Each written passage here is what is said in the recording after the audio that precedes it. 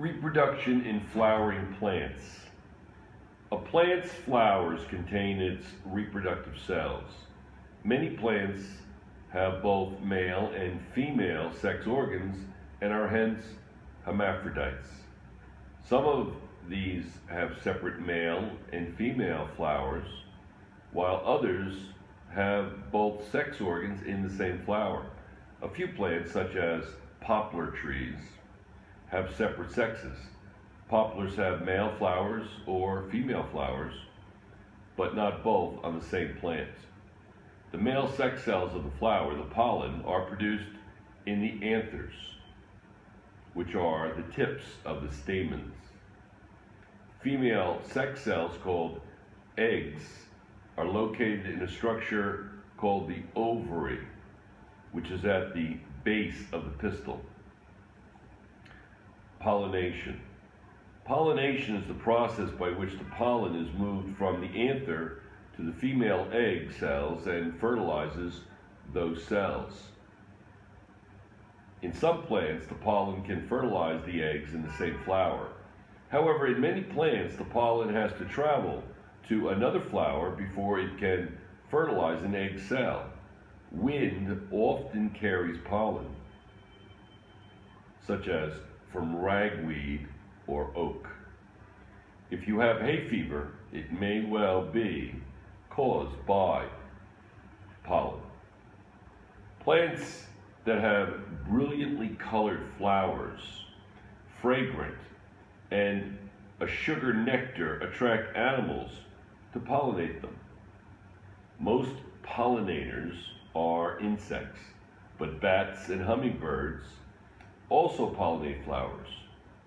As the animal crawls into the flower to collect the nectar, pollen from the anther falls on its body. When it moves to the next flower in search of more nectar, some of the pollen brushes off onto the pistil. Animals may deposit pollen over a wide area. Once a pollen grain arrives at the pistil, it may unite with and fertilize an egg. Seed and fruit formation. The fertilized egg, zygote, of the flower becomes the seeds. The petals slowly shrivel and fall off the plant. In some species, the ovary surrounding the zygotes develop into a fruit. Fruits help protect and disperse the seeds. There are many different types of fruits, from pea pods to apples. Many birds and animals eat fruits and scatter the seeds, often in their droppings. The life cycle of one plant, the tomato, is shown in Figure 1. I'll show you that now. All right, this is Figure 1. It is the formation of the tomato plant. It says in the caption, the life cycle of the tomato plant. After the pollen has fertilized the female eggs, the ovary develops into the fruit. So you can see in the upper right-hand corner there, that's the female and male sex cells. And then it says the anther contains the pollen, that's the male sex cell. Then you have the filament. Then you have the stigma, the style. The ovary contains the eggs, the female sex cells. That's the pistil. The pistil is made of the stigma, the style, and the ovary. You have the petal, the sepal. Then it says the pollen from the anther fertilizes the egg. And then you have the eggs are indicated there. Then after fertilization, you have the ovary enlarges into the fruit. The sepal wilts. You have the immature fruit. And then you have the mature fruit. Here's another shot at the same thing. You see the pollen is going to fertilize the flower, and then the fruit will develop from that. Here's another shot at basically the same thing, where you have the pollen goes into the stigma, and it goes down and it fertilizes the egg, and then it develops into the fruit, and then back to the flower, etc. Along with figure 1 is figure 2. It says, how might these seeds be dispersed from the parent plant? So there's many ways to disperse. You can use the wind, such as D and E. You can have the seed cling on to fur of the animal, possibly C as well. You can have the animal digest the fruit, and the seed is left over and passes through the animal, and it goes into the forest floor where it grows into a mature plant. Flower anatomy. In this investigation, and we're just going to read about it, but in this investigation, you will examine different flowers to see which structure they have in common and which are different. You'll also look at the function of the parts of the flower. All right, so what I'm going to do is I'm going to simply stop that, and then I'm going to put in the flower, the picture of the flower, figure 1. Okay, I'll do that now. Here's another figure 1, a typical flower going clockwise. It's made of petals, the colored leaf-like structures of most flowers. Now we have the pistil, the female reproductive structure. It is often shaped like a flask. It's made of the stigma, the top of the pistil. It exudes a sticky material that captures pollen. The style, the stalk that carries pollen grains to the ovary. The ovary, the structure that contains the eggs. The ovary later becomes the fruit. The fertilized egg becomes seeds. The sepal, the green leafy pieces of the flower that protect the flower while it is in the bud stage.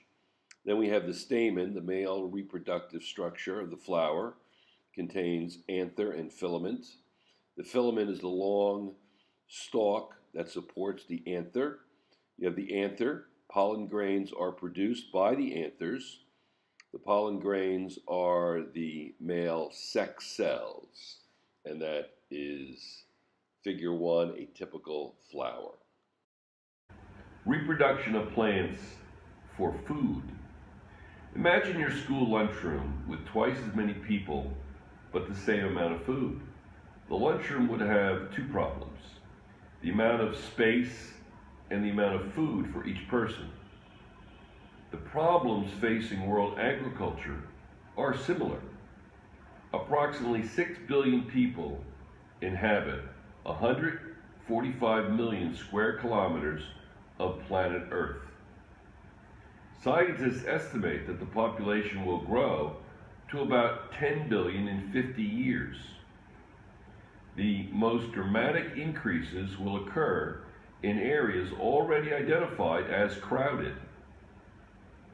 Increased food production is essential to feed the extra people, but only about 11% of Earth's land is suitable for growing crops.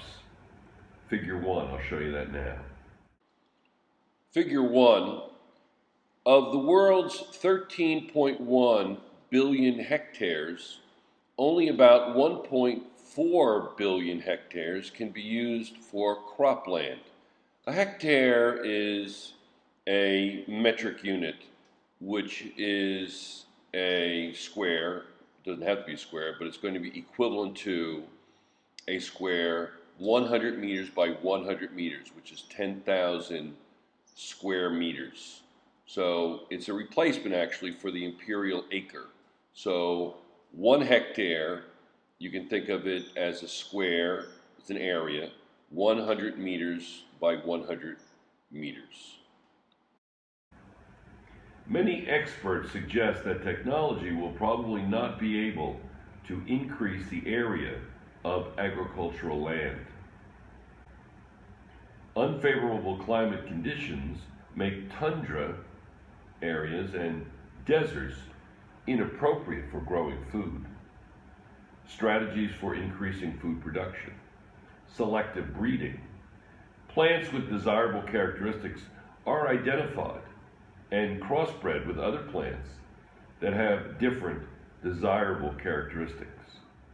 During crossbreeding, pollen is taken from one plant and used to fertilize the egg of another.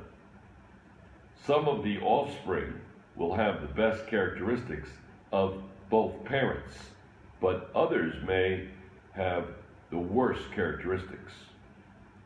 All these seeds are planted, and the plants showing the desirable characteristics are bred again. After several generations of selective breeding, all the offspring have the desired characteristic. Charles Saunders, a Canadian scientist, developed Marquis wheat by crossbreeding the red Calcutta and red Fife varieties of wheat. Red Fife was once the most common variety of wheat in Canada.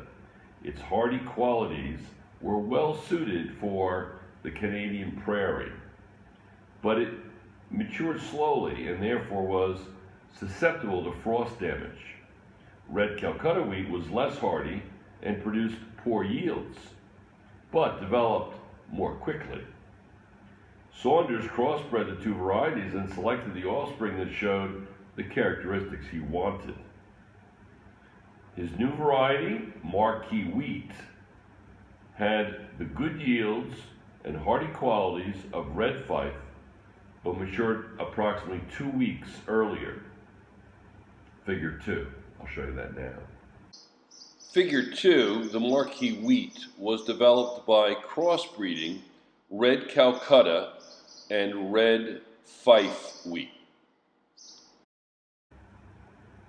Cloning. In cloning plants for food, cuttings are taken from a plant with desired characteristics. It's figure 3. Here are cuttings of a plant that will be used for grafting purposes. It's figure 3, grafting. Because cloning is a type of asexual reproduction, all of the offspring are exact duplicates of the parents. Grafting. Many fruit trees are grown by grafting rather than by planting from seeds. Some varieties produce excellent roots, but poor fruit, while other varieties have excellent fruit, but their roots are susceptible to winter damage. Branches from trees with excellent fruit are grafted onto trees with excellent roots. The resulting tree produces good fruit and survives the winters well. The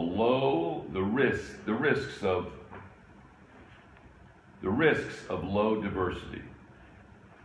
Historically, humans have used about 700 different species of plants.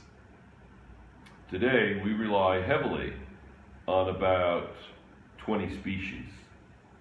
Wheat, rice, barley, corn, and sorghum are the most important crops in the world. Although these food species are produced sexually, they have been bred carefully so that each plant is very similar to the others to ensure good yield. When large areas of agricultural land are planted with just one variety of food crop, it is called a monoculture. This has been a good strategy for farmers because the variety chosen can be perfect for the soil and the climate. However, because there is little diversity among the plants, few of the plants would be resistant to a new pest or disease, making the crop vulnerable. What can make this situation even worse is that most land is not well suited for monocultures of cereal grains, such as wheat and barley. The soil requires added nutrients. In some areas, a few seasons after planting, the soil no longer supports the growth of crops. Have long-term needs been sacrificed for short-term gains? Figure 4, the tropical rainforests hold the greatest diversity of life on the planet. Many plants and animals living there have not been discovered by scientists. Unfortunately, they are being destroyed as the forests are burned to clear land for crops. Just some notes to remember. First, these areas are in poor countries of the world. Next, much of the pressure to not burn these tropical rainforests come from developed nations. Number 3, these nations who are burning these rainforests to make room for crops have to feed their people. They also have economic debt that they have to pay down. It's the responsibility of everyone, including the developed nations, to help genetically engineer crops that are hardier, give better yields. They're called GMOs, genetically modified organisms, and to make those genetically modified organisms work in a way that's not dangerous to the rest of the planet. So who is responsible for preserving these forests, and how can that preservation become real? Some thoughts to consider. Converting a natural ecosystem to an artificial ecosystem has many implications. Should we drain a marsh to plant rice? Should we irrigate a desert to plant wheat or cotton? Once it has been done and the native plants have been destroyed, can it be undone? You might want to reference a little extra credit if you reference the Irish potato famine of the mid-19th century. Thank you very much for listening, and goodbye.